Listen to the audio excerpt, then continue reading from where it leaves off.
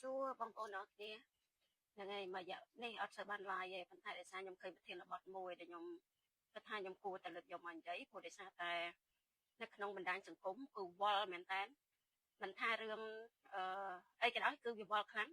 ប៉ុន្តែរឿងមួយដែលខ្ញុំគិតថាបងប្អូនគួរតែគិតព្រោះរឿងនេះក៏វាពាក់ព័ន្ធជាមួយនឹងបញ្ហាព្រំដែនដែរតែសំដកបញ្ហាព្រំដែនហ្នឹងមកផ្នែកសិននៅក្នុងរឿងនេះវាជារឿងមួយដែលរួមចំណែកនៅក្នុងបញ្ហាព្រំដែននិងបញ្ហារបស់បងប្អូនភាគសក្តិអញ្ចឹងណាចឹងហើយគឺខ្ញុំលើកយកមកនិយាយព្រោះដោយសារតែខ្ញុំបានស្ដាប់សម្ដីរបស់អគ្គនាយិកានៃធនាគារជាតិដែលគាត់ចេញមុខមកបកស្រាយគឺថាខ្ញុំទទួលយកអត់បានទោះបីជាខ្ញុំអត់មានប្រាក់បំណុលខ្ញុំអត់មានបំណុលអត់ជាប់ជាពាក់ធនាគារប៉ុន្តែខ្ញុំមានអារម្មណ៍មួយថាគឺខ្ញុំទទួលយកអត់បានហ្មងអញ្ចឹងចឹងគឺឥឡូវហ្នឹងគឺខ្ញុំចង់លើកយកមកនិយាយហើយមានបងប្អូនច្រើនគឺសំណូមពរឲ្យខ្ញុំនិយាយពីរឿងហ្នឹងដែរអញ្ចឹងឥឡូវហ្នឹងគឺខ្ញុំនិយាយចប់ប៉ុន្តែមុននឹងខ្ញុំនិយាយហ្នឹងគឺខ្ញុំសូមឲ្យបងប្អូនមកស្ដាប់អ្វីដែលអគ្គនាយិកានៃធនាគារជាតិគាត់លើកឡើងគាត់ព្យាយាមបកស្រាយគាត់ព្យាយាមមានន័យថាគាត់ព្យាយាមការពារធនាគារព្យាយាមការពារពួកនេះគឺនិយាយថាពួកបោកប្រាស់តាមអនឡាញពួកឧក្រិដ្ឋកម្មអនឡាញគឺវាបោកតាមរយៈនឹងឯងធនាគារខ្លះក៏វាចូលរួមជួយដែរអញ្ចឹងឥឡូវហ្នឹងគឺខ្ញុំចង់ឲ្យបងប្អូនមកស្ដាប់ទាំងអស់គ្នាប៉ុន្តែមុននឹងបងប្អូនស្ដាប់សូមបងប្អូនជួយ share វីដេអូហ្នឹងតើបងប្អូនអ្នកខ្លះដែលកំពុងតែជាប់បំណុលធនាគារអ្នកណាខ្លះដែលកំពុងតែរងគ្រោះដោយសារធនាគារអ្នកណាខ្លះដកលុយអត់បានអ្នកណាខ្លះចាក់លុយធនាគារអត់មានលុយសងធនាគារគឺមិនមែនថាមានន័យថាខ្ញុំហ្នឹងគឺជាអ្នកជំនាញទេប៉ុន្តែអ្វីដែលខ្ញុំនិយាយហ្នឹងគឺខ្ញុំនិយាយទៅតាមបញ្ហារបស់បងប្អូនហើយដោយសារតែខ្ញុំឃើញថាមានបងប្អូនរបស់យើងហ្នឹងគឺគាត់មានបញ្ហាជាមួយនឹងក្រុមហ៊ុន Hoiwan មានបញ្ហាជាមួយនឹងក្រុមហ៊ុន Print ហើយឥឡូវហ្នឹងមានបញ្ហាជាមួយនឹងក្រុមហ៊ុនធនាគារមួយទៀតហ្នឹងដែលហៅកាត់ថា PA ទេខ្ញុំភ្លេចហើយអញ្ចឹងឥឡូវហ្នឹងគឺយើងមកនិយាយអំពីបញ្ហាហ្នឹងទាំងអស់គ្នាហើយខ្ញុំសង្ឃឹមថាបងប្អូនជួយ share វីដេអូហ្នឹងព្រោះដោយសារឥឡូវហ្នឹងគឺគេបង្កើតរឿងជាច្រើនធ្វើឲ្យវល់ខ្លាំងមែនតើបើសិនជាបងប្អូនអត់ជួយ share បងប្អូនអត់ជួយស្ដាប់បងប្អូនអត់ជួយបញ្ចេញយោបល់អាហ្នឹងខ្ញុំមិនដឹងធ្វើមកទេណាព្រោះអីខ្ញុំអត់សម្រាប់ខ្ញុំគឺអត់រងគ្រោះទេប៉ុន្តែខ្ញុំយល់អំពីបញ្ហារបស់បងប្អូនខ្ញុំដឹងថាបងប្អូនរងគ្រោះបែបណាអញ្ចឹងហើយឥឡូវហ្នឹងគឺខ្ញុំលើកយកគ្រឿងហ្នឹងមកនិយាយប៉ុន្តែមុននឹងខ្ញុំលើកយករឿងហ្នឹងមកនិយាយខ្ញុំចង់ឲ្យបងប្អូនខ្លះប្រហែលជាអត់ទាន់បានស្ដាប់សម្លេងរបស់អគ្គនាយិកានៃធនាគារជាតិទេឥឡូវយើងមកស្ដាប់គាត់និយាយទាំងអស់គ្នាបន្ទាប់ពីយើងស្ដាប់គាត់និយាយហើយខ្ញុំនឹងបកស្រាយម្ដងមួយអ្វីដែលខ្ញុំយល់ហើយនឹងមេរៀនដែលខ្ញុំបានរៀនអំពីការវិនិយោគនៅក្នុងប្រទេសផ្សេងទៀតដែលគេមានការរីកចម្រើនណាអញ្ចឹងសួរថាហេតុអីបានជាគេរីកចម្រើនព្រោះដោយសារតែរដ្ឋាភិបាលឬក៏រដ្ឋរបស់គេអត់បោកប្រាស់រាជគេវិនិយោគឬក៏គេរកស៊ីជាមួយរាជដោយស្មោះត្រង់ប៉ុន្តែរដ្ឋនៃប្រទេសខ្មែរយើងអត់មានភាពស្មោះត្រង់ចំពោះប្រជាជនទេអញ្ចឹងឥឡូវហ្នឹងគឺខ្ញុំនឹងលើកយករឿងហ្នឹងមកនិយាយខ្ញុំពេលខ្ញុំពាក់វ៉ែនតាទៅគឺវាចាំងពេលខ្ញុំដោះវ៉ែនតាខ្ញុំមើលអត់ឃើញតែឥឡូវខ្ញុំដោះវ៉ែនតាចឹងទៅសិនដើម្បីឲ្យវាយ៉ាងនេះតិចអញ្ចឹងឥឡូវខ្ញុំឲ្យបងប្អូនស្ដាប់សម្លេងរបស់លោកស្រីអគ្គនាយិកានៃធនាគារជាតិសិនហើយខ្ញុំគិតថាមានបងប្អូនច្រើនបានស្ដាប់ហើយប៉ុន្តែឥឡូវដើម្បីឲ្យងាយស្រួលក្នុងការបកស្រាយយើងស្ដាប់ម្ដងមួយវិញតោះនៅក្នុងហ្នឹងគឺធនាគារជាតិបាននិយាយថាសេចក្តីថ្លែងការណ៍របស់ធនាគារជាតិនៅកម្ពុជាព្រោះដោយសារអីបងប្អូនដោយសារតែមួយរយៈហ្នឹងគឺមានបងប្អូនយើងច្រើនខ្លាំងមែនតើគឺគាត់ទៅដកលុយពីធនាគារអត់បានដូចជាធនាគារ Print Hoiwan អីចឹងទៅអញ្ចឹងនៅពេលដែលគាត់ដកលុយអត់បានវាធ្វើឲ្យគាត់បញ្ចេញមតិច្រើនខ្លាំងមែនតើនៅក្នុងបណ្ដាញសង្គមអញ្ចឹងទៅដើម្បីគេហៅថាដើម្បីរងាប់ចិត្តប្រជាពលរដ្ឋដើម្បីធ្វើឲ្យប្រជាពលរដ្ឋស្ងប់ចិត្តអញ្ចឹងគឺត្រូវមានមេដឹកនាំមួយចេញមកបកស្រាយដើម្បីរងាប់ចិត្តប្រជាជនប៉ុន្តែការបកស្រាយរបស់មេដឹកនាំនៅក្នុងស្ថាប័នមួយហ្នឹងគឺវាមានន័យថាវាមានអារម្មណ៍ថាទទួលយកអត់បានណាចាទទួលយកអត់បានបែបណាតោះយើងស្ដាប់ទាំងអស់គ្នាសូមជម្រាបសួរសាធារណជនជាពិសេសអតិថិជនរបស់គ្រឹះស្ថានហិរញ្ញវត្ថុនៅប្រទេសកម្ពុជាថ្មីនេះមានព័ត៌មានជាច្រើនក្នុងបណ្ដាញសង្គមពាក់ព័ន្ធថាមានធនាគារនេះឬក៏ធនាគារនោះបិទមុននឹងចាប់ផ្ដើមខ្ញុំសូមជម្រាបសាធារណជនទាំងអស់អំពីប្រតិបត្តិការធនាគារហើយប្រតិបត្តិការនេះគឺធនាគារទាំងអស់នៅក្នុងពិភពលោកគឺធ្វើដូចគ្នាធនាគារទូនីតិរបស់គាត់ទូនីតិចម្បងគឺអន្តរការីយកម្មនេះបានន័យថាគាត់ទទួលប្រាក់បញ្ញើពីអ្នកដែលមានលុយលើសហើយមិនទាន់មានចាំបាច់ប្រើប្រាស់ហើយគាត់ផ្ដល់លុយនោះទៅឲ្យអ្នកដែល ស័យសេដ្ឋកិច្ចដូចជាទិញផ្ទះសង់ហូតែលសង់រោងចក្រឬក៏ពង្រីកអាជីវកម្មអីជាដើមការធ្វើបែបនេះគឺធ្វើឲ្យចរន្តសេដ្ឋកិច្ចមានដំណើរការបានន័យថាលុយដែលមិនទាន់ប្រើប្រាស់អាចយកទៅប្រើប្រាស់នៅក្នុងវិស័យសេដ្ឋកិច្ចបាននៅក្នុងប្រតិបត្តិការធនាគារជាទូទៅគាត់ទទួលប្រាក់បញ្ញើមកគាត់ទុកតែមួយផ្នែកទូចដើម្បីបម្រើតម្រូវការរបស់អ្នកដែលដាក់ប្រាក់បញ្ញើអញ្ចឹងអ្នកដាក់ប្រាក់បញ្ញើមួយចំនួនគាត់អត់ទាន់ចាំបាច់ប្រើប្រាស់ប្រាក់គាត់អាចយកប្រាក់ទាំងនោះទៅដាក់ជាប្រាក់បញ្ញើមានការកំណត់ឬក៏យើងហៅថា fixed deposit ឬក៏ term deposit ដែលមានរយៈពេល3ខែ6ខែ9ខែឬក៏1ឆ្នាំទៅតាមការសម្រេចចិត្តរបស់គាត់ប៉ុន្តែក៏គាត់ត្រូវការប្រាក់មួយចំនួនដើម្បីចាយវាយប្រចាំថ្ងៃដើម្បីទៅផ្សារទិញម្ហូបដើម្បីបង់ឈ្មោះផ្ទះដើម្បីបង់ឈ្មោះទូរស័ព្ទអីជាដើមអញ្ចឹងធនាគារតាមរយៈបទពិសោធន៍របស់គាត់ដែលមានកន្លងមកគឺគាត់ដឹងច្បាស់ថាជាទូទៅប្រចាំថ្ងៃគាត់ត្រូវមានសាច់ប្រាក់នៅក្នុងឃ្លាំងប្រមាណដើម្បីបើកឲ្យអតិថិជននោះប្រាក់ដែលអតិថិជនមកផ្ញើនោះតែគាត់មិនទាន់ប្រើប្រាស់ប្រាក់ដែលអតិថិជនដាក់ប្រាក់បញ្ញើយកទៅដាក់នៅក្នុងterm deposit ឬក៏ fixed deposit នេះគាត់នឹងយកទៅឲ្យអតិថិជនរបស់គាត់ជាជំហានទៀតបានន័យថាអ្នកដែលខ្ចីនោះជាទូទៅការដែលគាត់ខ្ចីគឺគាត់មិនមែនខ្ចី3ខែ6ខែទេជាទូទៅគឺគាត់ខ្ចីរយៈពេលវែងគាត់ខ្ចីបើអ្នកទិញផ្ទះគាត់អាចខ្ចីរហូតដល់ទៅ20ឆ្នាំអ្នកដែលគាត់ទៅពង្រីករោងចក្រគាត់អាចខ្ចី5ឆ្នាំឬក៏រយៈពេលវែងជាងនេះឬក៏ខ្លីជាងនេះប៉ុន្តែជាទូទៅគឺរយៈពេលវែងអញ្ចឹងធនាគារគាត់ត្រូវធ្វើយ៉ាងដូចម្តេចគាត់ត្រូវធ្វើម៉េចឲ្យពេលវេលានៃការកំណត់ការដាក់ប្រាក់បញ្ញើនិងការខ្ចីនោះឲ្យវាស៊ីគ្នាអញ្ចឹងគាត់អាចដាក់លោកសុកគាត់ដាក់មួយឆ្នាំអញ្ចឹងគាត់ឲ្យទៅលោកសាយខ្ចីនៅពេលដែលដល់ពេលវេលារបស់លោកសុកត្រូវដកលុយគាត់យកលុយរបស់លោកច័ន្ទដែលដាក់មកមួយឆ្នាំក្រោយមកយកមកឲ្យទៅលោកសុកនេះគឺជាប្រតិបត្តិការរបស់ធនាគារអញ្ចឹងហើយក្នុងរយៈពេលវែងគឺធនាគារតែងតែមានសាច់ប្រាក់ឬក៏យើងហៅថាសន្តិភាពគ្រប់គ្រាន់ដើម្បីបើកឲ្យអ្នកដាក់ប្រាក់បញ្ញើក៏ប៉ុន្តែក្នុងពេលដែលអតិថិជនអ្នកដាក់ប្រាក់បញ្ញើគាត់សម្រុកមកដកប្រាក់ពីគ្រឹះស្ថាននោះទាំងអស់ក្នុងពេលតែមួយបានន័យថាលោកច័ន្ទលោកសុកហើយនិងអ្នកដទៃទៀតដែលគាត់ដាក់ប្រាក់បញ្ញើនៅធនាគារគាត់មកដកប្រាក់គាត់ទាំងអស់មិនមែនតែប្រាក់សម្រាប់ចាយវាប្រចាំថ្ងៃទៅផ្សារប៉ុន្តែគាត់ដកប្រាក់ដែលគាត់ដាក់នៅក្នុង fixed deposit និង term deposit ទាំងអស់ក្នុងពេលតែមួយ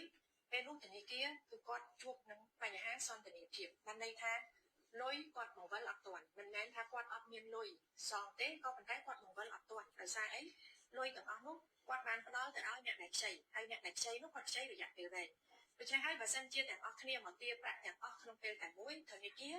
គាត់ក៏ត្រូវតែទារពីអ្នកដែលគាត់ឲ្យខ្ចីនោះទាំងអស់ក្នុងពេលតែមួយហើយដូចបងប្អូនយើងដឹងស្រាប់ហើយអ្នកដែលខ្ចីតាមការធ្វើអាជីវកម្មរបស់គាត់គឺគាត់គ្មានលទ្ធភាពនឹងសងទាំងអស់ក្នុងពេលតែមួយទេ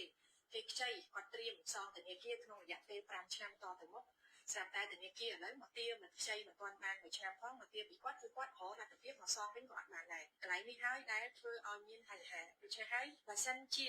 អ្នកដាក់ប្រាក់បញ្ញើទាំងអស់មកដកប្រាក់ខ្លួនឯងទាំងអស់ក្នុងពេលតែមួយវាជារឿងធម្មតាទេដែលធនាគារមិនមានសាច់ប្រាក់បានន័យថាមិនមានសន្តិភាពទាំងអស់ផ្ដល់ទៅឲ្យអតិថិជនអ្នកដាក់ប្រាក់បញ្ញើខ្ញុំក៏សូមជម្រាបដែរថាប្រព័ន្ធធនាគាររបស់យើងបច្ចុប្បន្ននេះនៅរឹងមាំយើងមានធនាគារទាំងអស់ដែលធ្វើប្រតិបត្តិការគឺអតិថិជនភាគច្រើនគាត់នៅធ្វើប្រតិបត្តិការបានធម្មតាទេដូច្នេះសូមបងប្អូនទុកពេលវេលាឲ្យខាងធនាគារជាតិនៃកម្ពុជាបន្តធ្វើការជាមួយនឹងធនាគារដែលពាក់ព័ន្ធហើយរកវិធីដើម្បីដោះស្រាយប្រាក់បញ្ញើរបស់បងប្អូនទាំងអស់នោះអូខេមិញបងប្អូនបានស្ដាប់ណាតោះឥឡូវហ្នឹងគឺដោយសារតែអ៊ីនធឺណិតខ្ញុំដឹងថាអ៊ីនធឺណិតរបស់ខ្ញុំគឺអត់ល្អទេវារៀងល្អួនបន្តិចប៉ុន្តែខ្ញុំសង្ឃឹមថាបងប្អូននឹងព្យាយាមស្ដាប់ឥឡូវនេះគឺយើងស្ដាប់មកឃ្លាម្ដងហើយយើងនិយាយគ្នាម្ដងមួយបន្ទាប់មកយើងទៅអាន comment របស់អ្នកដែលចូល comment ណានៅក្នុងវីដេអូហ្នឹងគឺធនាគារជាតិនៃកម្ពុជា The Nation Bank of Cambodia គាត់បានផុសអគ្គនាយិកាចេញមុខមកបកស្រាយផ្ទាល់ជំនួសឲ្យធនាគារទាំងដែលធនាគារហ្នឹងគឺអត់បានចេញមកខ្លួនឯងទេមិនដឹងថាធនាគារបានចេញមកឬអត់ទេព្រោះដោយសារតែអត់ឃើញមានការបកស្រាយពីធនាគារទេនៅក្នុង Facebook ហ្នឹងគឺមានតែអគ្គនាយិកានៃធនាគារជាតិចេញមកបកស្រាយជំនួសអញ្ចឹងឥឡូវហ្នឹងយើងនឹងស្ដាប់ម្ដងមួយហើយខ្ញុំនឹងនិយាយម្ដងមួយដូចគ្នាហើយខ្ញុំមិនមែនជាជនរងគ្រោះទេខ្ញុំអត់ដែលជំពាក់បំណុលមិនអត់ដែលជំពាក់ខ្ញុំជំពាក់បំណុលធនាគារប៉ុន្តែគាត់ថាជំពាក់មិនច្រើនចា បងខ្ញុំអត់ដែលឃើញបងផុសយូរហើយកុំតាន់អាចទៅរឿងអត់ដែលឃើញបងផុសយូរហើយព្រោះនៅក្នុងបណ្ដាញសង្គមស្រុកខ្មែរយើងវាវល់វែកពេកអញ្ចឹងបើទោះបីបងផុសក៏មានន័យដែរបងឯងមើលអត់ឃើញដែរហ្នឹងអញ្ចឹងឥឡូវហ្នឹងគឺរឿងដែលសំខាន់ទើបយើងនិយាយរឿងដែលមិនសំខាន់យើងអត់និយាយទេអញ្ចឹងខ្ញុំគិតថារឿងបំណុលធនាគារឬក៏រឿងធនាគារនេះគឺជារឿងដែលសំខាន់សម្រាប់ប្រជាពលរដ្ឋមែនតើអញ្ចឹងសេចតូចបើសិនជាអត់ដែលឃើញបងផុសទេឥឡូវនេះបងផុសហើយជួយ share ផងយើងនិយាយអំពីបំណុលធនាគារអញ្ចឹងគួរតែធនាគារចេញមុខហើយមិនគួរដាក់បន្ទុកលើប្រជាពលរដ្ឋទេនៅក្នុងវីដេអូមួយនេះមានរយៈពេល5នាទីខ្ញុំមានអារម្មណ៍ថាលោកស្រីអគ្គនាយិកាគឺគាត់ដាក់បន្ទុកទៅលើប្រជាពលរដ្ឋខ្លាំងមែនទែនតោះឥឡូវសួរថាតើបន្ទុកទៅលើប្រជាពលរដ្ឋត្រង់ចំណុចណាខ្លះមកស្ដាប់បងប្អូនសូមជម្រាបសួរសាធារណជនជាពិសេសអតិថិជនរបស់គ្រឹះស្ថានហិរញ្ញវត្ថុនៅប្រទេសកម្ពុជាគាត់និយាយថាជម្រាបសួរគ្រឹះស្ថានមេក្រូហិរញ្ញវត្ថុទាំងអស់នៅកម្ពុជាគាត់អត់បានបញ្ជាក់ថាតើមេក្រូហិរញ្ញវត្ថុណាខ្លះទេប៉ុន្តែយើងដឹងថាបច្ចុប្បន្ននេះមេក្រូហិរញ្ញវត្ថុដែលកំពុងតែមានបញ្ហាមួយប្រជាជនកម្ពុជាហ្នឹងគឺមាន print ហើយនឹងក្រុមហ៊ុនមួយទៀតដែលកំពុងតែមានបញ្ហាហ្នឹងធនាគារគេបងប្អូនខ្ញុំភ្លេចឈ្មោះនេះបងប្អូននៅចាំឈ្មោះធនាគារហ្នឹងអត់ជួយ comment ប្រាប់ខ្ញុំទៅមកគេថាអត់ស្គាល់ឈ្មោះធនាគារផងចេញបន្លាយនិយាយដែរមិនបានន័យថាចាំតតស្គាល់ឈ្មោះធនាគារហ្នឹងបាននិយាយបានណាធនាគារអីចាស់ខ្ញុំមើលសិនព្រោះអីដោយសារធនាគារនៅខ្មែរយើងវាច្រើនពេកបងប្អូនវាច្រើនមែនតើណាច្រើនរហូតដល់ខ្ញុំនេះឡើងភ្លេចឈ្មោះថាមានធនាគារអីខ្លះធនាគារនៅប្រទេសគេយ៉ាងច្រើនបំផុតហ្នឹងថា30ធនាគារចុះតែដល់ពេលធនាគាររបស់ខ្មែរយើងនេះវាចូលឡើង100ធនាគារអីដល់ពេលអញ្ចឹងវាចង់រៀងវល់ដែរអញ្ចឹងថាយើងរហូតនឹកចាំឈ្មោះធនាគារអត់បានខ្ញុំចាំថា P ស្អីគេនេះតែឥឡូវមើលបងប្អូនធនាគារAPD ហ្នឹងហើយធនាគារ APD ធនាគារ APD ធនាគារ Print គឺជាធនាគារដែលកំពុងតែមានបញ្ហាជាមួយនឹងប្រជាពលរដ្ឋខ្លាំងមែនតើចាអញ្ចឹងគឺលោកស្រីគាត់អត់បានបញ្ជាក់ឈ្មោះថាធនាគារណាខ្លះទេអញ្ចឹងមានន័យថាមិនមែនតែធនាគារ Print ហើយក៏មិនមែនមានតែ P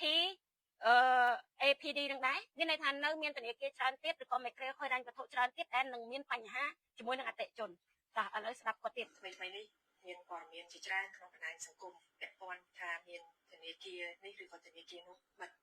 មុននឹងចាប់ផ្ដើមខ្ញុំសូមជម្រាបសាធារណៈគាត់ថាមានធនាគារនេះធនាគារនោះបិទបងប្អូនឥឡូវបិទឬក៏មិនបិទ Print រាល់ថ្ងៃបងប្អូននៅស្រុកខ្មែរបងប្អូនជិះកាត់ Print តែបិទអត់ធនាគារ Print ប្រហែលជាអាចនឹងមិនបិទព្រោះមានធនាគារជប៉ុនមួយទៀតកំពុងតែធ្វើការជំនួសឲ្យធនាគារ Print ប៉ុន្តែការធ្វើការនោះគឺមានន័យថាជំរះបញ្ជីសម្រាប់អតិថិជនចាស់ដែលកំពុងតែប្រើប្រាស់ជាមួយនឹងធនាគារ Print ប៉ុន្តែសួរថាការជំរះបញ្ជីហ្នឹងតើប្រជាពលរដ្ឋដែលកំពុងតែប្រើប្រាស់ជាមួយធនាគារ Print ហ្នឹងបានដកលុយពីធនាគារដែលជំរះបញ្ជីជាមួយនឹងធនាគារ Print ហ្នឹងហើយឬនៅបានឬក៏អត់តាមដែលខ្ញុំដឹងពីប្រជាពលរដ្ឋដែលគាត់បានរាយការណ៍មកខ្ញុំហ្នឹងគឺថាគាត់នៅតែមិនទាន់បានដកលុយពីធនាគារ Print ហ្នឹងនៅឡើយទេចំពោះអ្នកដែលជំរះបញ្ជីហ្នឹងក៏មិនទាន់បានជំរះពីធនាគារមួយដែលជាធនាគារជប៉ុនណា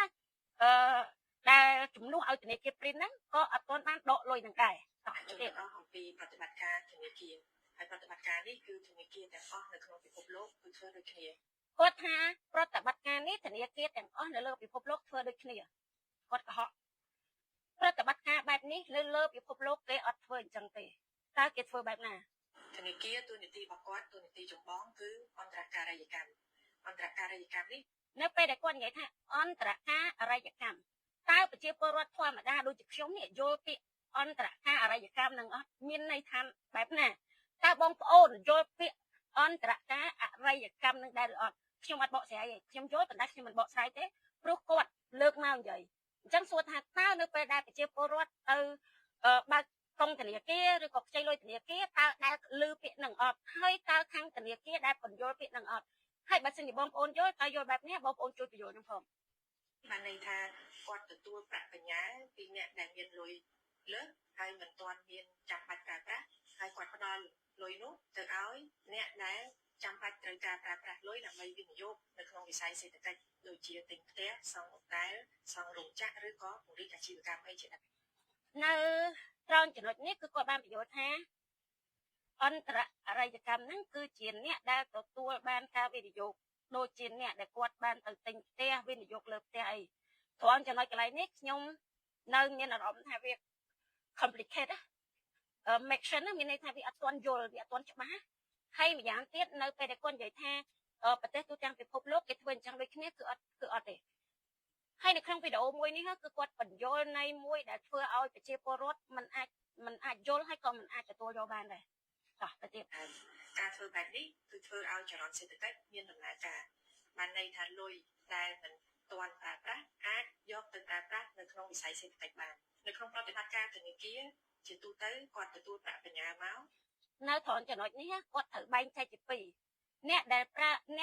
ដាក់ប្រាក់បញ្ញើមានពីរមួយគឺដាក់ប្រាក់បញ្ញើមានការកំណត់មួយទៀតគឺដាក់ប្រាក់បញ្ញើដែលយើងអាចដករាល់ថ្ងៃបានមានន័យថា saving account ហ្នឹងគឺយើងដកថ្ងៃណាក៏បានដកពេលណាក៏បានតាមការកំណត់ដែលធនាគារដាក់ហ្នឹងគឺកំណត់ចាប់ពី 10000 រៀលឡើងចាអញ្ចឹងមានន័យថាបើសិនជាបងប្អូនចង់ទៅដកលុយ 10000 រៀលស្មើនឹង$2.5កាក់ហ្នឹងក៏ដកបានដែរប៉ុន្តែការកំណត់គឺមានន័យថារយៈពេល3ខែ6ខែ1ឆ្នាំអាហ្នឹងគឺជាការកំណត់របស់ធនាគារបើធនាគារមិនឲ្យយើងដកក្នុងរយៈពេល3ខែយើងដកអត់បានទេចាទៅទៀតគាត់ទុកតែមួយថ្ងៃទូចដើម្បីបម្រើតម្រូវការរបស់អ្នកដែលដាក់ប្រាក់បញ្ញើអញ្ចឹងអ្នកដាក់ប្រាក់បញ្ញើមួយចំនួនគាត់អត់ទាន់ចាំបាច់ប្រើប្រាស់ប្រាក់គាត់អាចយកប្រាក់ទាំងនោះទៅដាក់ជាប្រាក់បញ្ញើមានការកំណត់ឬក៏យើងហៅថា fixed deposit ចាអាកន្លែងហ្នឹងគឺគាត់និយាយត្រង់ចំណុចហ្នឹងនៅពេលដែលយើងអត់ទាន់មានបងប្អូនលុយរបស់បងប្អូនគ្មានថាមិននៅក្នុងប្រទេសខ្មែរយើងសេដ្ឋកិច្ចអត់ដើររលូនទេអញ្ចឹងមានន័យថាគ្មានលុយណាដែលថាយើងមិនប្រើប្រាស់ជាតម្រូវការទេគ្រាន់ថាតម្រូវការឆាប់ឬក៏តម្រូវការយូរហ្នឹងឬក៏ term deposit ដែលមានរយៈពេល3ខែ6ខែ9ខែឬក៏1ឆ្នាំទៅតាមការសម្រេចចិត្តរបស់គាត់ប៉ុន្តែក៏គាត់ត្រូវការប្រាក់មួយចំនួនដើម្បីចាយវាយប្រចាំថ្ងៃដើម្បីទៅផ្សារទិញម្ហូបដើម្បីបងឈ្មោះផ្ទះដើម្បីបងឈ្មោះទូរស័ព្ទអីជាដើមអញ្ចឹងធនាគារតាមរយៈបទពិសោធន៍របស់គាត់ដែលមានកន្លងមកគឺគាត់ដឹងច្បាស់ថាជាទូទៅប្រចាំថ្ងៃគាត់ត្រូវមានសាច់ប្រាក់នៅក្នុងឃ្លាំងប្រមាណដើម្បីបើកឲ្យអតិថិជននោះប្រាក់ដែលអតិថិជនមកផ្ញើនោះតែគាត់មិនទាន់ប្រើប្រាស់ប្រាក់ដែលអតិថិជនដាក់ប្រាក់បញ្ញើយកទៅដាក់នៅក្នុងterm deposit ឬក៏ fixed deposit នេះគាត់នឹងយកទៅឲ្យអតិថិជនរបស់គាត់មួយជំហានទៀតបានន័យថាអ្នកដែលខ្ចីនោះជាទូទៅការដែលគាត់ខ្ចីគឺគាត់មិនមែនខ្ចី3ខែ6ខែទេជាទូទៅនៅត្រង់ចំណុចនេះគឺគាត់និយាយលើកយកមកកន្លែងនេះគឺទទួលយកអត់បានសម្រាប់ប្រាក់បញ្ញើ term deposit មានន័យថា3ខែ6ខែ1ឆ្នាំ2ឆ្នាំអាហ្នឹងគឺធនាគារត្រូវមានគេហៅថាគោលការណ៍ច្បាស់លាស់សម្រាប់ការប្រើប្រាស់អាលុយ3ខែ6ខែ7ខែហ្នឹងមិនមែនយកអាលុយ3ខែ6ខែ7ខែយកអាលុយ3ខែ6ខែ7ខែហ្នឹងយកទៅវិនិយោគចុះអាលុយប្រចាំថ្ងៃអាលុយដែលគាត់ដកប្រចាំថ្ងៃអាលុយដែលគាត់ដាក់ប្រចាំថ្ងៃនេះតើយកទៅណាគឺគាត់ខ្ចីរយៈពេលវែងគាត់ខ្ចីបើអ្នកទិញផ្ទះគាត់អាចខ្ចីរហូតដល់ទៅ20ឆ្នាំអ្នកដែលគាត់ទៅពង្រីករោងចក្រប្រជាជនដែលកំពុងតែទៅដកលុយគឺគាត់មិនមែនទៅដកអា term deposit 3ខែ6ខែ7ខែទេគឺគាត់ទៅដកអាលុយ saving ចុះអាលុយ saving ប្រចាំថ្ងៃដែលគាត់ដាក់រាល់ថ្ងៃនេះឧទាហរណ៍ថាខ្ញុំជាអ្នកយកលុយហ្នឹងទៅដាក់$10ឥឡូវខ្ញុំមានលុយ$10នៅក្នុងខ្លួនអាហ្នឹងលុយហ្នឹងមានន័យថាគឺអត់មានបានលុយចំណេញអីទាំងអស់មួយសេនក៏អត់បានដែរក្នុងរយៈពេល1ថ្ងៃទាល់តែ1ខែអញ្ចឹងអាលុយ saving ហ្នឹងមួយខែបាន1សេនទេប៉ុន្តែដោយសារយើងអត់ចង់ទុកលុយក្នុងខ្លួនដូចខ្ញុំអញ្ចឹងបងប្អូនមានអារម្មណ៍មួយថាខាត់ទុកលុយនៅក្នុងខ្លួនច្រើនវាបាត់ទេអញ្ចឹងបើយើងដាក់នៅក្នុងធនាគារយ៉ាងហោចណាស់ក៏វារៀងគ្រាន់បើជើងដាក់លុយនៅក្រៅដែរអញ្ចឹងអ្វីដែលគាត់ពងនិយាយហ្នឹងគឺគាត់អត់បែងចែកជាពីរអា term deposit ផ្សេងអា saving account សម្រាប់ប្រចាំថ្ងៃហ្នឹងគឺផ្សេង current account គឺផ្សេងមានន័យថាលុយបច្ចុប្បន្នភាពប៉ុន្តែប្រជាជនណាក៏ដកទាំងអាលុយបច្ចុប្បន្នភាពហ្នឹងក៏មិនបានអា term deposit ហ្នឹងក៏មិនបានអាហ្នឹងវាយ៉ាងម៉េចវិញតោះទៅទៀតផ្សារទិញម្ហូបដើម្បីបងឈ្មោះផ្ទះដើម្បីបងឈ្មោះទូរស័ព្ទអីជាដើមអញ្ចឹងធនាគារតាមរយៈបទពិសោធន៍របស់គាត់និយាយឲ្យរឿងលុយសម្រាប់ដកទិញទូរស័ព្ទឬក៏ដកសម្រាប់មានន័យថាគាត់អត់ទាន់យល់អំពីរបៀបនៅក្នុងការប្រើប្រាស់លុយរបស់ប្រជាជនខ្មែរទេអញ្ចឹងណាអញ្ចឹងអាលុយដែលគាត់ដកប្រចាំថ្ងៃ saving account របស់គាត់ហ្នឹងជួនកាលគឺបានមកពីការប្រើប្រាស់តាមរយៈគាត់ធ្វើការងារដល់ខែលុយហ្នឹងគឺរត់ចូលក្នុង account របស់គាត់គឺក្រុមហ៊ុនឬក៏ធនាគារឬក៏លុយដែលគាត់បានចំណូលប្រចាំថ្ងៃគាត់លក់ដូរអីអញ្ចឹងណាអញ្ចឹងអាលុយហ្នឹងគឺបានប្រចាំថ្ងៃចុះអាលុយប្រចាំថ្ងៃហ្នឹងហេតុអីដកអត់បានដែរចាដែលមានកន្លងមកគឺគាត់ដឹងច្បាស់ថាជាទូទៅប្រចាំថ្ងៃគាត់ត្រូវមានសាច់ប្រាក់ នៅក្នុងឃ្លាំងប្រមាណដើម្បីបើកឲ្យអតិថិជននោះប្រាក់ដែលអតិថិជនមកផ្ញើនោះតែគាត់មិនទាន់ប្រើប្រាស់ប្រាក់ដែលអតិថិជនដាក់ប្រាក់បញ្ញើយកទៅដាក់នៅក្នុងterm deposit ឬក៏ fixed deposit នេះគាត់នឹងយកទៅឲ្យអតិថិជនរបស់គាត់មួយជំហានទៀតបានន័យថាអ្នកខ្ចីនោះជាទូទៅការដែលគាត់ខ្ចីគឺគាត់មិនមែនខ្ចី3ខែ6ខែទេជាទូទៅគឺគាត់ខ្ចីរយៈពេលវែងគាត់ខ្ចីរយៈពេលវែងគឺខ្ចី3ខែមានន័យថាបើអ្នកណាខ្ចីរយៈពេលវែងអញ្ចឹងធនាគារក៏ត្រូវយកលុយដែលប្រជាជនយកទៅដាក់នៅក្នុង term deposit ហ្នឹងយកទៅឲ្យខ្ចីដែរចុះហេតុអីបានគេយក saving account របស់ប្រជាពលរដ្ឋយកទៅឲ្យគេខ្ចីដែរខ្ចីបើអ្នកទិញផ្ទះគាត់អាចខ្ចីរហូតដល់ទៅ20ឆ្នាំអ្នកដែលគាត់ទៅពង្រីករោងចក្រគាត់អាចខ្ចី5ឆ្នាំឬក៏រយៈពេលវែងជាងនេះឬក៏ខ្លីជាងនេះប៉ុន្តែជាទូទៅគឺរយៈពេលវែងអញ្ចឹងធនាគារគាត់ត្រូវធ្វើយ៉ាងដូចម្តេចគាត់ត្រូវធ្វើម៉េចឲ្យពេលវេលានៃការកំណត់ការដាក់ប្រាក់បញ្ញើនិងការខ្ចីនោះឲ្យវាស៊ីគ្នាអញ្ចឹងគាត់អាចដាក់លោកសុកគាត់ដាក់មួយឆ្នាំអញ្ចឹងគាត់ឲ្យទៅអូខេនៅកន្លែងនេះគឺគាត់បានខ្ញុំដឹងថាបងប្អូនប្រហែលជាបានមើលវីដេអូខ្ញុំមិនដាក់វីដេអូចូលទេព្រោះដោយសារតែបើខ្ញុំដាក់ចូលវានឹង spoil មានន័យថាវាធ្វើឲ្យខូច account Facebook របស់ខ្ញុំអញ្ចឹងឲ្យបងប្អូនស្ដាប់ប៉ុណ្ណឹងឥឡូវនេះខ្ញុំចង់ឲ្យបងប្អូនជួយ share វីដេអូនេះបានច្រើនចុច like ចុច share ចុចបេះដូងក៏បានដែរព្រោះដោយសារតែ internet របស់ខ្ញុំគឺវាមានបញ្ហាទេអ្វីដែលជាបញ្ហាគឺគេព្យាយាម block link កុំឲ្យប្រជាពលរដ្ឋខ្មែរឃើញអ្វីដែលខ្ញុំកំពុងតែ live អញ្ចឹងបើសិនជាបងប្អូនពេញចិត្តការ live របស់ខ្ញុំនៅពេលនេះខ្ញុំសូមឲ្យបងប្អូនជួយ share ទាំងអស់គ្នាហើយការដែលអំពាវនាវឲ្យបងប្អូនជួយ share នៅពេលនេះមិនមានន័យថាដើម្បីឲ្យបងប្អូនមើល view ខ្ញុំឲ្យបានច្រើនខ្ញុំទទួលបានផលប្រយោជន៍ទេអត់ទេគឺដើម្បីបងប្អូនដែលរងគ្រោះបានប្រយោជន៍ខ្ញុំអត់មានបានប្រយោជន៍អីពីវីដេអូហ្នឹងទេចង់និយាយចឹងណាអញ្ចឹងឥឡូវនេះគឺគាត់កំពុងតែដាក់ clip chat មួយដោយគាត់លើកឧទាហរណ៍ថាលោកសុក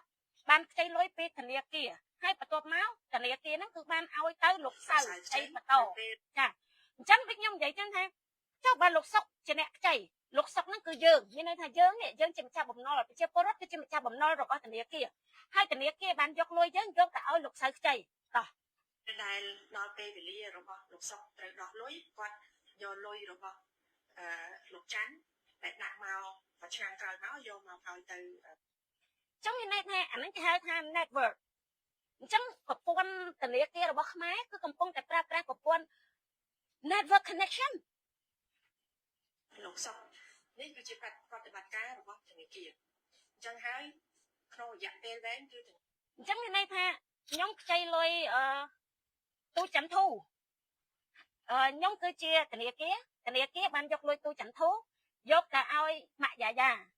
ហើយនៅពេលដែលត្រូវសងម៉ាក់យ៉ាយ៉ាហ្នឹងត្រូវយកលុយហ្នឹងយកទៅសងនិយាយរឿនអញ្ចឹងទៅ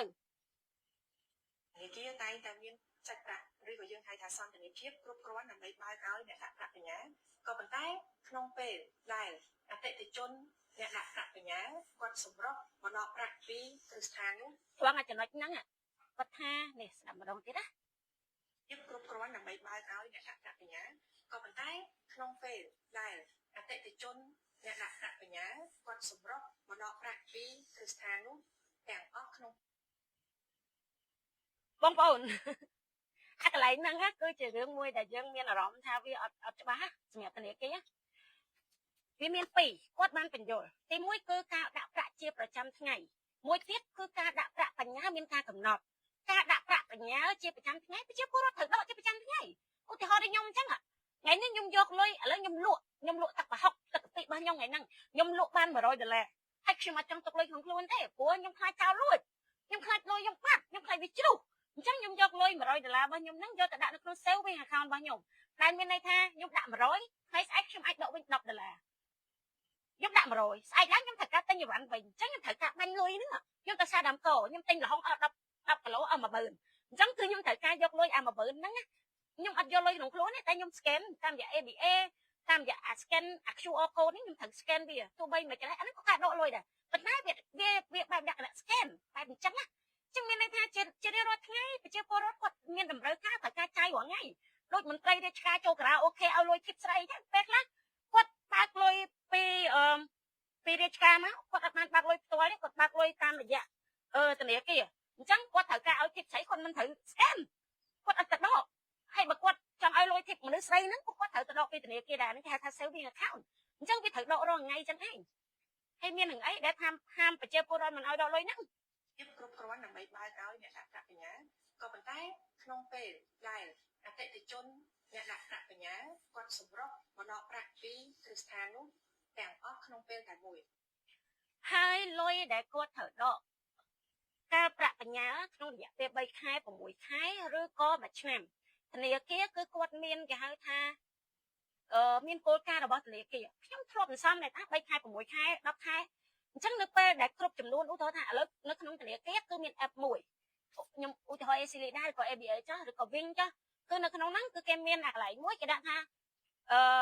ប្រាក់សន្សំឬក៏ប្រាក់បញ្ញានៅពេលដែលយើងចូលទៅកន្លែងហ្នឹងហើយយើងចង់បង្កើតគណនីសន្សំឬក៏គណនីបញ្ញាយើងចង់សន្សំប្រហែលខែប្រហែលឆ្នាំ1ខែ3ខែ6ខែឬក៏1ឆ្នាំអញ្ចឹងនៅពេលដែលយើងសន្សំឧទាហរណ៍ថាខ្ញុំសន្សំ$10អញ្ចឹង$បានតែ10%អញ្ចឹងមួយខែម្ដងខ្ញុំថាគេមានឲ្យយើងជ្រើសរើសតើគេថាជ្រើសរើសមួយខែម្ដងបើសិនជាយើងគិតថាជ្រើសរើសមួយខែម្ដងអញ្ចឹងរយៈពេលមួយខែលុយ$10ហ្នឹងនឹងវិលចូលមកក្នុងកងធនាគាររបស់យើងវិញបូកជាមួយនឹង10%អញ្ចឹងបើយើងដាក់$10 10%គឺបាន10សេនអញ្ចឹងក្នុងមួយខែគឺយើងនឹងទទួលបាន10សេនហ្នឹងទោះបីជាយើងអត់ទៅដកក៏វាបាន10សេនដែរហើយខ្ញុំសួរថា10សេនហ្នឹងបើយើងទៅដកពីធនាគារដកបានអត់បានទេប៉ុន្តែឧទាហរណ៍ថាបើខ្ញុំមាន$100អញ្ចឹងបើសិនជាវាបាន10%យ៉ាងហោចណាស់ក៏បាន$10ដែរប៉ុន្តែសួរថាប៉ានៅពេលដែលលុយ$10ចូលកុំខ្ញុំហើយរឿងអីខ្ញុំមិនដកចាញ់ព្រោះវាជាលុយខ្ញុំតាប៉ុន្តែអាលុយដើមដែលយើងដាក់កាលកំណត់ហ្នឹងគេមានទៀតតែយើងចង់ដកទាំងលុយដើមទាំងលុយការឬក៏យើងចង់ទៅដកលុយការទេឬក៏យើងចង់ទៅដកលុយដើមទេហើយនៅក្នុងធនាគារគេមានការកំណត់តាអញ្ចឹងសម្រាប់ប្រជាពលរដ្ឋដែលគាត់បានដាក់លុយនៅក្នុងការកំណត់ហ្នឹងបើធនាគារកំណត់បែបណាគឺប្រជាពលរដ្ឋត្រូវធ្វើការដកទៅតាមកំណត់ដែលធនាគារបានដាក់នឹងឯងអញ្ចឹងនៅពេលដែលគាត់និយាយថាប្រជាពលរដ្ឋសម្រុកទៅដកទាំងអស់គ្នាអាហ្នឹងវាមានបញ្ហាមួយទៀតមកពីធនាគារហ្នឹងគឺវាមានបញ្ហាទៅធ្វើឲ្យប្រជាពលរដ្ឋភ័យទៅដកលុយទាំងអស់គ្នាហើយចុះនៅពេលដែលប្រជាពលរដ្ឋភ័យទៅដកលុយទាំងអស់គ្នាតែធនាគារហ្នឹងអត់មានលុយបំរុងសម្រាប់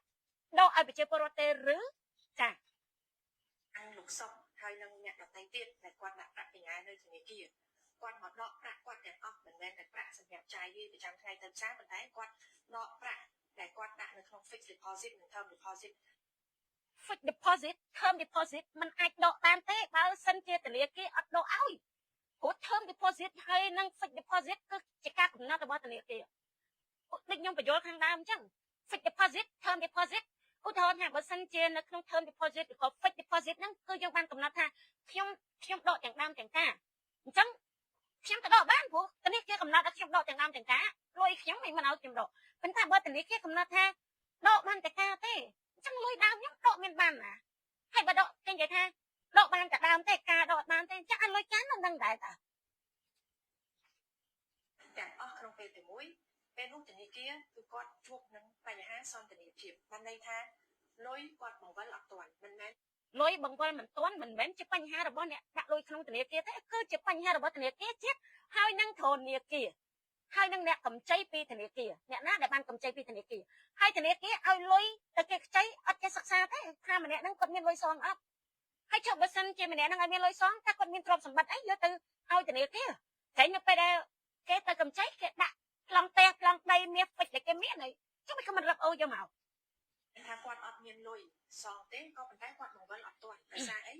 លុយទាំងអស់នោះគាត់បានផ្ដល់ទៅឲ្យអ្នកដែលខ្ចីហើយអ្នកផងចំណុចនេះបងប្អូនបើតាមរយៈបទពិសោធន៍នៃការសិក្សាដែលខ្ញុំសិក្សាកន្លងមកពីប្រទេសផ្សេងដែលគេហៅថាប្រទេសដែលរីកចម្រើនប្រទេសដែលមានការអភិវឌ្ឍខ្ពស់គឺគេតែងតែយកលុយដែលប្រជាពលរដ្ឋដាក់នៅក្នុង term deposit ហ្នឹងយកទៅវិនិយោគនៅក្នុង government project មានន័យថានៅពេលដែលរដ្ឋាភិបាលគាត់មានគម្រោងធ្វើផ្លូវស្ដារលូនិយាយរួមគឺហេដ្ឋារចនាសម្ព័ន្ធដែលប្រើប្រាស់ដែលជាតម្រូវការរបស់ប្រជាពលរដ្ឋអញ្ចឹងនៅពេលដែលគាត់ធ្វើវាហើយគាត់អាចទទួលបានប្រាក់ចំណេញតាមរយៈអីគេតាមរយៈឧទាហរណ៍នៃការប្រើប្រាស់ផ្លូវអញ្ចឹងគឺយើងមានពន្ធផ្លូវអញ្ចឹងរដ្ឋនឹងទទួលបានលុយពីពន្ធផ្លូវនឹងត្រឡប់មកវិញឧទាហរណ៍ដូចជានៅកំពង់សោមគេធ្វើផ្លូវដើម្បីទៅកំពង់សោមផ្លូវមានពីរផ្លូវមួយបង់លុយផ្លូវមួយអត់បង់លុយអញ្ចឹងនៅក្នុងប្រទេសគេភាគច្រើនគេអត់សូវវិនិយោគឲ្យក្រុមហ៊ុនបរទេសឲ្យធ្វើទេភាគច្រើនរដ្ឋគេធ្វើដោយខ្លួនឯងអញ្ចឹងសួរថាលុយដែលរដ្ឋធ្វើដោយខ្លួនឯងនឹងបានមកពីណាបានមកពីterm deposit ដែលយើងបានដាក់នេះអញ្ចឹងនៅពេលដែលរដ្ឋគាត់បានលុយហ្នឹងហើយសួរថាតើគាត់នឹងយកលុយនឹងទៅធ្វើអីពេលខ្លះរដ្ឋអាចគេថាមានតំណែងល្អមួយបរទេសអញ្ចឹងទៅចង់ឲ្យចិនមកធ្វើចង់ឲ្យប្រទេសនេះមកធ្វើ ដើម្បីបង្កើតទំនាក់ទំនងល្អមិត្តភាពល្អជាមួយបរទេសឬក៏ដោយសារគេមានអាសម្ភារៈប្រើប្រាស់ក្នុងការធ្វើហ្នឹងវាល្អអញ្ចឹងណាយើងទៅទិញពីគេមកហើយយើងយកមកធ្វើមកហើយហ្នឹងអាលុយហ្នឹងគឺរត់គេប្រើនៅក្នុងហ្នឹងឯងប៉ុន្តែសម្រាប់យើងឬគាត់និយាយអត់អា term deposit របស់ប្រជាពលរដ្ឋបែរជាយកទៅឲ្យអ្នកនេះខ្ចីអ្នកនោះខ្ចីដោយអត់មានគេហៅថាគោលការណ៍ច្បាស់លាស់គោលដៅច្បាស់លាស់ហើយគាត់ថាទាគេអត់បានទាគេមិនបានព្រោះដោយសារគាត់អត់មានគោលការណ៍ច្បាស់លាស់ហ្នឹងដឹងលុយហ្នឹងយកទៅធ្វើអីហ្នឹង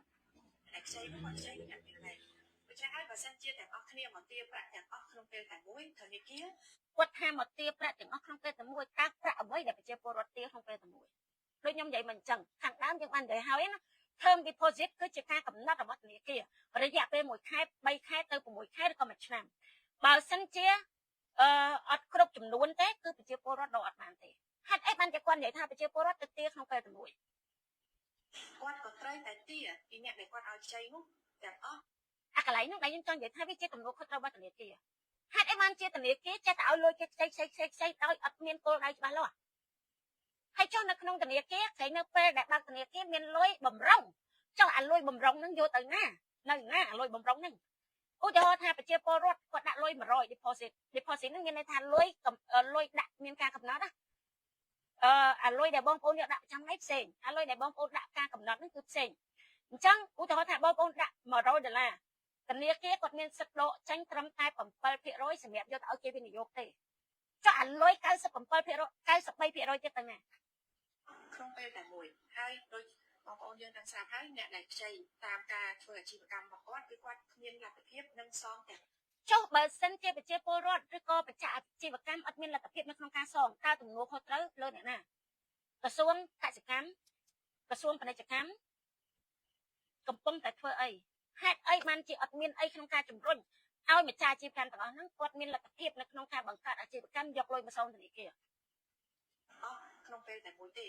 គេខ្ចីគាត់ត្រៀមសងធនាគារក្នុងរយៈពេល5ឆ្នាំតទៅមុខស្រាប់តែធនាគារឥឡូវមកទាមិនអា5ឆ្នាំទៅមុខហ្នឹងធនាគារគាត់ត្រូវមានរបៀបរបស់គាត់មានគោលការណ៍របស់គាត់ជាមួយធនាគារជាតិហើយធនាគារជាតិក៏បានយកលុយបំរុងពីធនាគារហ្នឹងដែរធនាគារជាតិគឺមានគឺត្រូវជួយដោះស្រាយធនាគារហ្នឹងមិនមែនមកដាក់បន្ទុកលើប្រជាពលរដ្ឋមិនឲ្យប្រជាពលរដ្ឋទៅដកលុយទេប្រជាពលរដ្ឋត្រូវការចំកាពះត្រូវការចាយត្រូវការបង់លុយសាលាកូនត្រូវការបង់ទឹកត្រូវការបង់ភ្លើងសូម្បីតែ saving account ក៏មិនឲ្យគ្នាដកអញ្ចឹងតើគ្នាមានលុយអាណាទៅសម្រាប់ចាយវាប្រចាំថ្ងៃខ្ចីមិនទាន់បាន1ឆ្នាំផងមកទៀតពីគាត់គឺគាត់រហូតគាត់និយាយថាខាងនោះលោកសៅខ្ចីអត់បាន1ឆ្នាំផងមកទៀតពីគាត់លោកស្រីបកស្រាយមកគឺវាអត់មានសមហេតុផលអីសូម្បីតែមិនតិចត្មងណាទៀតមកសងវិញក៏អត់បានដែរកន្លែងនេះហើយដែលធ្វើឲ្យមានបញ្ហាដូច្នេះហើយអ្នកមានបញ្ហាគឺធនាគារហើយនឹងធនាគារជាតិមិនមែនប្រជាពលរដ្ឋទេសិនជាអ្នកដាក់ប្រាក់បញ្ញាទាំងអស់មកដកប្រាក់ខ្លួនឯងទាំងអស់ក្នុងពេលតែមួយខ្ញុំយកលុយទៅដាក់ព្រោះខ្ញុំជឿធនាគារហ្នឹងខ្ញុំគិតថាខ្ញុំអាចបានការប្រាក់ពីធនាគារហ្នឹងហើយការប្រាក់ធនាគារមួយខែ3ខែ6ខែ12ខែនោះបានដកឲ្យខ្ញុំហ្នឹងមិនមែនខ្ញុំទៅដករាល់ថ្ងៃណាប៉ុន្តែបើសិនជាអតិថិជន1000នេះគាត់ដាក់រាល់ថ្ងៃគាត់មិនត្រូវដករាល់ថ្ងៃឧទាហរណ៍ថាឥឡូវខ្ញុំដាក់មួយខែមិញចៅដាក់មួយខែពូសុកដាក់6ខែខ្ញុំមិនទៅដករាល់ថ្ងៃណាមួយខែម្ដងមិនខ្ញុំទៅដកតាចុះលុយខ្ញុំទៅណាកន្លែងនេះហើយដែលធ្វើឲ្យមានបញ្ហាដូច្នេះហើយបើសិនជាអ្នកដាក់ប្រាក់បញ្ញាទាំងអស់មកដកប្រាក់ខ្លួនឯងទាំងអស់ក្នុងពេលតែមួយវាជារឿងធម្មតាទេដែលធនាគារមិនមានសាច់ប្រាក់បានន័យថាមិនមានសន្តិភាពទាំងអស់ផ្ដល់ទៅឲ្យអញ្ចឹង AC Lida ABA ធនាគារផ្សេងទៀតគេអលំអលាយព្រោះប្រជាជនដកដាក់រាល់ថ្ងៃនេះអតិថិជនអ្នកដាក់ប្រាក់បញ្ញាខ្ញុំក៏សូមជម្រាបដែរថាប្រព័ន្ធធនាគាររបស់យើងបច្ចុប្បន្ននេះនៅរឹងមាំបាននៅរឹងមាំហេតុអីបានប្រជាពលរដ្ឋដកលុយអត់បានមានធនាគារទាំងអស់ដែលធ្វើប្រតិបត្តិការគឺអតិថិជនប្រជាច្រើនគាត់នៅធ្វើប្រតិបត្តិការបានធម្មតាទេប្រជាពលរដ្ឋភាគច្រើននៅប្រតិបត្តិការធម្មតាដូចជា AC Lida ដូចជា ABA ដូចជាធនាគារណាដែលគាត់ជាធនាគារចាស់យូរហើយគាត់នៅប្រតិបត្តិការធម្មតាតែអាធនាគារថ្មីនេះដែលបង្កើតឡើងដោយចិននេះដែលបង្កើតឡើងដោយហ៊ួយវ៉ាន់ដែលបង្កើតឡើងដោយ Print ដែលបង្កើតឡើងដោយ ADP នេះវាអត់មានដំណើរការដូច្នេះសូមបងប្អូនទុកពេលវេលាឲ្យខាងឥឡូវទុកពេលដល់ពេលណាទៀតក្រុមហ៊ុនហ៊ុយវ៉ាន់ក្រុមហ៊ុន Print រហូតមកដល់ពេលហ្នឹងប្រហែលខែហើយវិទ្យាជាតិនៅកម្ពុជាបន្តធ្វើការជាមួយនឹងធនាគារដែលពាក់ព័ន្ធ ពាក្យថាបន្តពាក្យថាកំពុងហ្នឹងគឺរដ្ឋាភិបាលកម្ពុជាប្រើ40ឆ្នាំមកហើយរកវិធីដើម្បីដោះស្រាយតើរកវិធីបែបណាបញ្ញារបស់បងប្អូនទាំងអស់នោះបងប្អូនស្ដាប់ហើយជួយខមមិនគ្នាស្ដាប់ហើយជួយខមមិនគ្នាតើមានអីតើឥឡូវមកអានខមមិនម្ដងចាខមមិនរបស់បងប្អូនយើងចុះឲ្យចិនស៊ីដែលជាមេឧក្រិដ្ឋកម្មបើកធនាគារបានពិភពលោកគេធ្វើដូចគ្នាអត់ចុះធនាគារ Panda ត្រូវបិទទាំងស្រុងភ្លាមតើឲ្យយើងខ្ញុំត្រូវដោះស្រាយបែបណាសម្រាប់ជីវភាពប្រចាំថ្ងៃដោយមិនអាចប្រើប្រាស់លុយរបស់ខ្លួនបានត្រឹមតែសម្លឹងតួលេខក្នុងសមតុល្យហើយត្រូវឲ្យយើងខ្ញុំជាអ្នកដោះស្រាយខ្លួនឯងឬក៏យ៉ាងណាបើលុយត្រូវបានបង្កក់មិនអាចដកចាយបានបែបនេះគឺមានន័យថាគាត់គឺជាអ្នកប្រើប្រាស់ saving account ដែលអាចដកបានជាប្រចាំលោកស្រីនិយាយអំពីការកំណត់ប៉ុន្តែចុះគាត់ជាអ្នក saving នេះគាត់អត់បានប្រើប្រាស់អាសេវាកម្មមានការកំណត់ទេមិនក៏គាត់ដកមិនបាន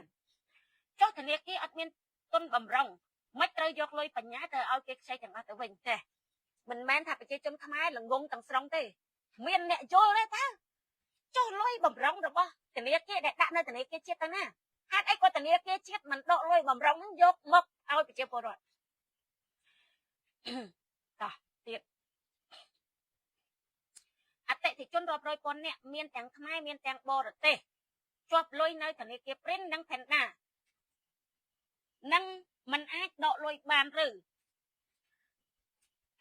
ហើយអាចដកលុយបានមកវិញប៉ុន្មានភាគរយក៏មិនដឹងយើងខ្ញុំបានដាក់ឯកសារស្នើសុំដកលុយតាមការប្រកាសរបស់ក្រុមហ៊ុនដែលទទួលខុសត្រូវចំនួនបញ្ជី Morrisonka ក្រុមហ៊ុនជប៉ុនដែលខ្ញុំបានលើកឡើងខាងដើមណាថាជាក្រុមហ៊ុនដែលត្រូវបានជួលដើម្បីជំរះបញ្ជីជូនអតិថិជនណាបងប្អូនឥឡូវហ្នឹងគឺថា account របស់ខ្ញុំគឺកំពុងតែត្រូវបានគេ block link គេព្យាយាមធ្វើឲ្យបងប្អូនមើល account របស់ខ្ញុំមិនឃើញទេអញ្ចឹងបងប្អូនជួយ share បានច្រើនបងប្អូនមើលឲ្យ share ទោះបីរអាក់រអួលមិនក៏ដោយបងប្អូនជួយ share ខ្ញុំបើសិនជាបងប្អូនចង់ឲ្យខ្ញុំនិយាយបញ្ជី Morrisonka MK A audit according accounting COLTD ហើយតែនៅមិនទាន់ទទួលបានព័ត៌មានស្ដីពីស្ថានភាពនៃការទូទាត់ទ្រព្យសម្បត្តិផែនការប្រមូលប្រាក់ត្រឡប់មកវិញនិងផែនការក្នុងការសងអតិថិជនវិញយ៉ាងច្បាស់លាស់តើឲ្យយើងទុកចិត្តប្រព័ន្ធធនាគារខ្មែរយ៉ាងម៉េចធនាគារដែលត្រូវជំរះបញ្ជីសុទ្ធតែជាធនាគារពាណិជ្ជកម្មដែលមានអាជ្ញាប័ណ្ណចេញពីធនាគារជាតិត្រឹមត្រូវតែបែរជាត្រូវដកអាជ្ញាប័ណ្ណដោយងាយខ្សែធនដោយងាយដោយមិនមានដំណោះស្រាយច្បាស់លាស់ឲ្យអតិថិជនប្រព័ន្ធធនាគារនៅកម្ពុជាកំពុងជួបវិបត្តិទំនុកចិត្តយ៉ាងធ្ងន់ធ្ងរសូមមេត្តាយកចិត្តទុកដាក់ឲ្យបានខ្ពស់អ្នករងគ្រោះគាត់ខមមិនណាឯងខ្ចីវិញដាក់ទ្រព្យបញ្ចាំដល់ពេលខ្សែទុនអាធនាគារប្តឹងទៅតុលាការឡៃឡុងដីដល់ពេលធនាគារខ្សែទុនវិញរកមេទាំងកូនទាំងតូចទាំងធំឆ្លើយយករួចខ្លួនគ្មានអាណាហ៊ានប្តឹងបើប្តឹងមិនដែលថាឈ្នះពួកអាធនាគារទាំងនោះឡើយការបាត់បង់ទំនុកចិត្តពីអតិថិជនជាជនជាតិខ្មែរនិងបរទេសកាន់តែកើនឡើង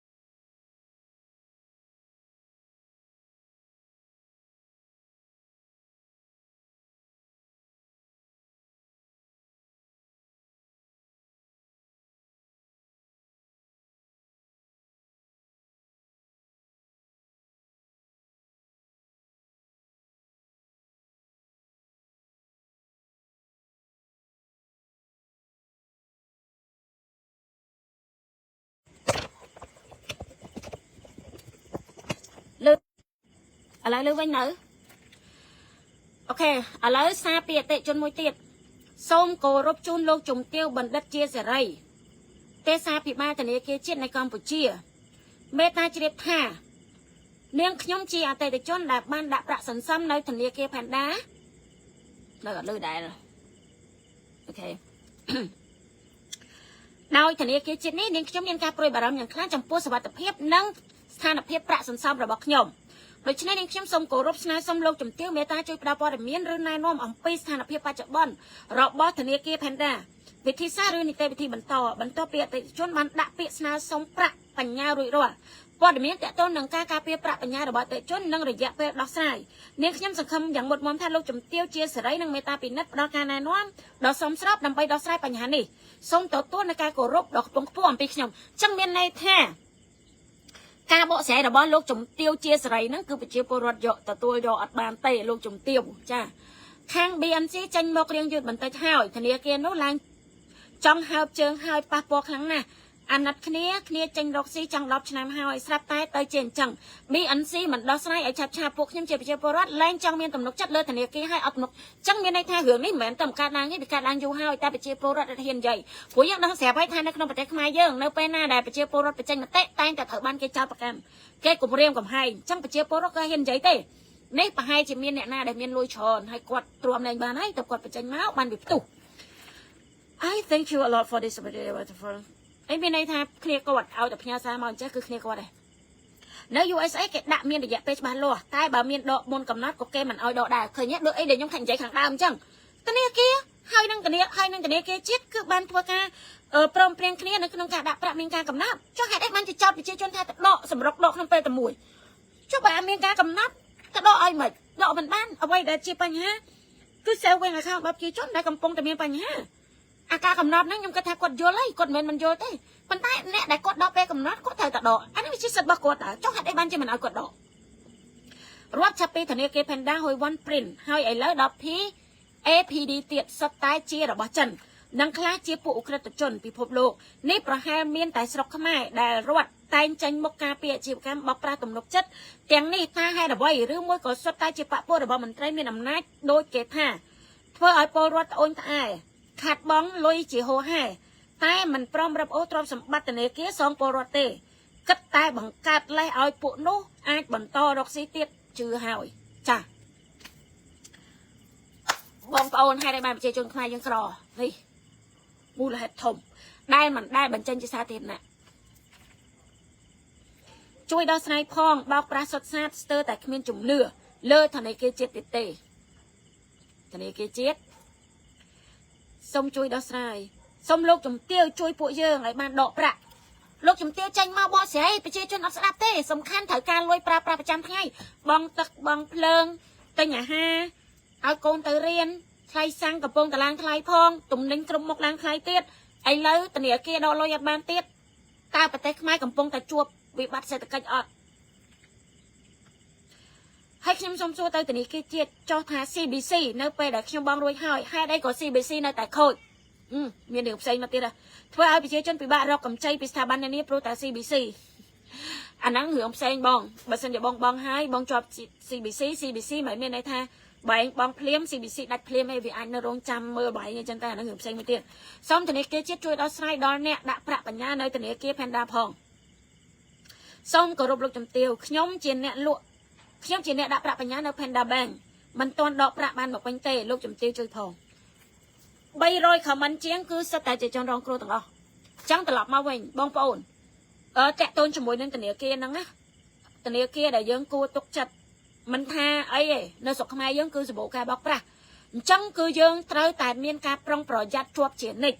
សូម្បីតែធនាគារក៏ដោយដូចជាបើដូចខ្ញុំណាហួយវ័នក៏ដោយ Panda ក៏ដោយ Print ក៏ដោយស្មាតទោះណាខ្ញុំមិននិយាយខ្ញុំមិនមានន័យថាបងប្អូនអត់យល់ទេប៉ុន្តែបើខ្ញុំគឺខ្ញុំអត់ដែលបង្កើតទេខ្ញុំមានតែប្រមាណធនាគារហ្នឹងគឺជាធនាគារដែលខ្ញុំទុកចិត្តព្រោះជាធនាគារដែលយើងដឹងថាវាមានប្រវត្តិជាធនាគារជាតិចានៅក្នុងបណ្ដាប្រទេសទូទាំងសកលលោកគឺវាតែងតែមានធនាគារមួយដែលគេហៅថាធនាគារជាតិភ្ជាប់នឹងធនាគារជាតិឬក៏ធនាគារមួយដែលមានប្រវត្តិ ជំនួយនឹងការតស៊ូរបស់ប្រជាជនដែរអញ្ចឹងទៅដូចដែលបងប្អូនគ្រប់គ្រងរបបហ៊ុនសែនអញ្ចឹងនៅពេលដែលបងប្អូនគ្រប់គ្រងរបបហ៊ុនសែនប្រាប់ឲ្យបងប្អូនទៅគ្រប់គ្រងរបបផ្សេងឬក៏គណៈបកផ្សេងក៏បងប្អូនមិនទៅទេអាហ្នឹងវាដូចគ្នាឯងអញ្ចឹងដូចខ្ញុំអញ្ចឹងខ្ញុំមិនមែនដូចបងប្អូនមួយចំនួនទេណាខ្ញុំអត់អញ្ចឹងទេតែដែលខ្ញុំបង្កើតធនាគារដំបូងគឺខ្ញុំមើលណាធនាគារនេះមិនធនាគារនេះមិនធនាគារនេះមិនខ្ញុំមើលគ្រប់ធនាគារបានខ្ញុំបង្កើតមិនមែនចេះតែបង្កើតមិនមែនចេះតែបើកទេហើយ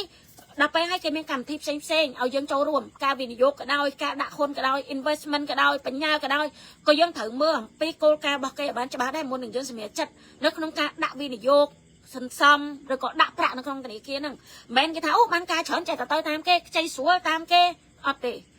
ដល់ពេលអញ្ចឹងឃើញមានបញ្ហាអ្នកដែលត្រូវទទួលខុសត្រូវគឺធនាគារជាតិហើយនិងធនាគារក្រុមហ៊ុនដែលបានទៅចុះឈ្មោះនៅធនាគារដើម្បីខ្លាយទៅជាធនាគារដំបូងហ្នឹងគឺជាក្រុមហ៊ុនទេ